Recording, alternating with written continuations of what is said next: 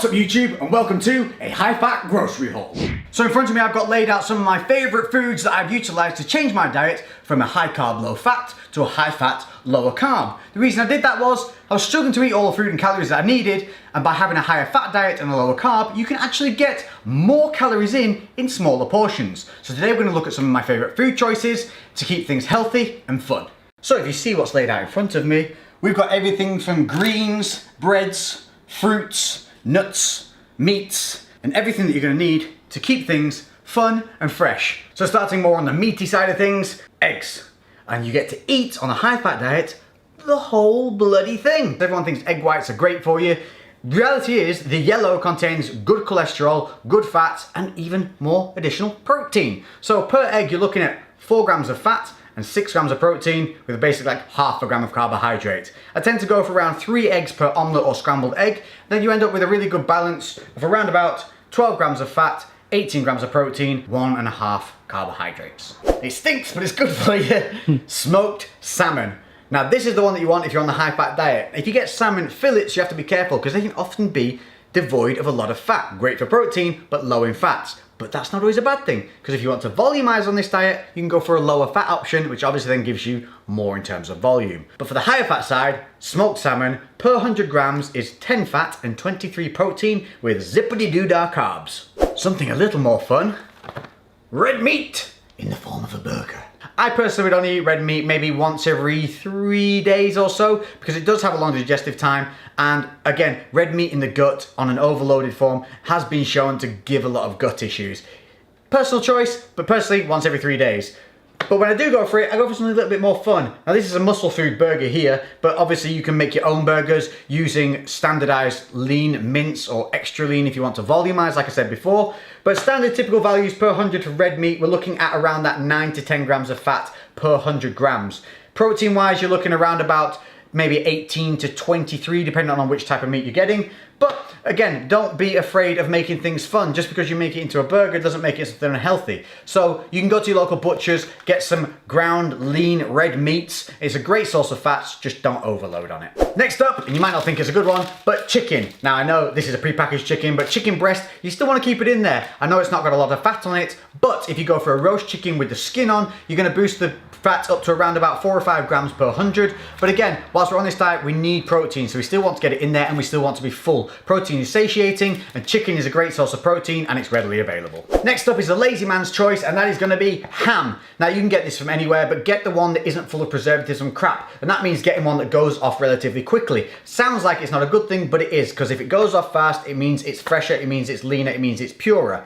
Now, this is the lazy man choice for me because I like to get the ham. It comes in slices. It's like what you get from the butchers, but if it's sliced, it means you can throw it in with other food, or you can use it on its own in dips, scoop, and eat. This one, 22 grams of protein per 100 and around about 4 grams of fat. You can get higher fat options, and if you want that, you can do, but if you go for lower fats, it means you can volumize. So in terms of meats, obviously we've covered things chicken, red meat, ham, and fish.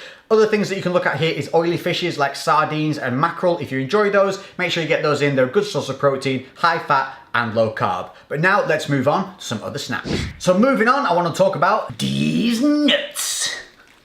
So obviously a variety of things on the market in terms of the nuts that you can choose from. Some little Graze pre-packet things are great for snacking on. Also, think about things that are honey-covered cashew nuts. These are great pre-workout because you're going to add some carbs and fats in, so a handy little snack.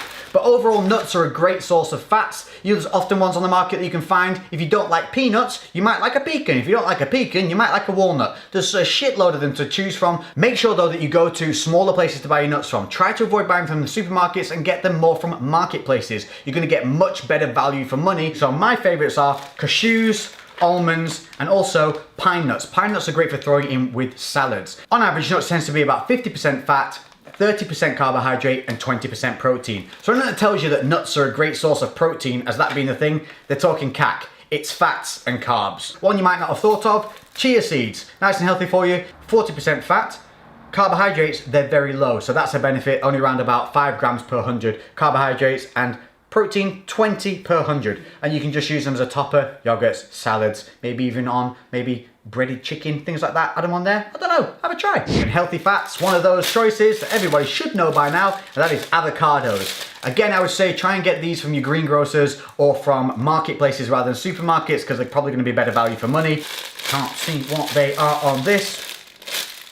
The fuck? There's no nutritional value on it. Per 100 grams, you're getting around about 16 grams of fat and 8 grams of carb. So again, it's more fat than anything, but you do have to take into account a little bit of carbs in there. Uses for avocado, again, you can have them alongside your eggs. You can actually blitz these into shakes as well, and they'll just make it taste a little bit creamier because they've not got a crazily strong taste, so they're not going to ruin it. Same with if you want to add micronutrients into shakes, you can also blend in spinach there. But in terms of getting the fats in, avocado's your boy. Next up, we'll have a look at some of the dairy. First off, butter, proper butter. Now, butter has been shown to be anti-carcinogenic and good for you in a number of other ways, so don't be afraid of utilizing this. Adding in like a little knob into your eggs will make them taste great. 10 grams in there, you're looking at around about 80% fat. So for every 10 grams that you use of this, you're gonna get 8 grams of fat, which is a really nice way of adding flavor and also adding some decent source of fats. Cheese grommet. My favorites, goat's cheese, super flavorsome. You don't have to add a ton of this to food to make it taste great. It goes well alongside meats, in salads. Add this along with pine nuts, balsamic vinegar on a salad, beautiful. 24 grams of fat per 100, negligible carbs, and a decent kick of 18 grams of protein. That tends to be around about the thing. Most cheeses are about 30-35% fat. Other favorite, brie, inoffensive, makes things taste really creamy. But again, don't rely on these as being your main source of fat. So moving on to the better option of where to get your fats from, starting with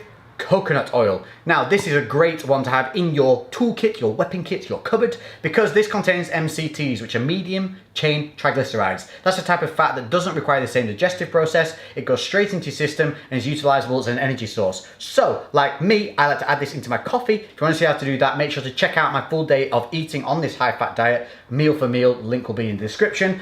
But you can also cook with it, so that it can give your chicken a nice little coconutty taste, but very, very versatile. Along those same lines, we have olive oil, another great tool, healthy, extra virgin if you can do, but this is one for cooking in. You can also throw it into shakes, drizzle it on salads. Now these are a great way of getting a lot of fat in a small content, because the coconut oil, 100% pure fat. You add 20 grams, that's 20 grams of fat. The olive oil, 91%. So you add 10 grams, you're getting 9 grams of fat. So very versatile, only needs a small amount, so you're getting a lot of calories in a very small portion. Now, as long as 80% of your diet is pretty healthy, full of micronutrients, don't forget you can have a little bit of fun in there. And that means chocolate. That's right, chocolate, but not any old chocolate. This is the high cocoa dark chocolate. The great thing about this is, per square of these, you end up with about 4 grams of fat. But if it has a high cocoa content, so 70% or above, it actually is shown to have anti-fatigue benefits. So if you have a square of dark chocolate before your training, it's going to benefit you, plus it tastes bloody good. If you don't want to have it before your training and you've got 5 grams of fat to spare, trust me, dipping one of those squares in a little bit of coffee, oh, great way to get your fat.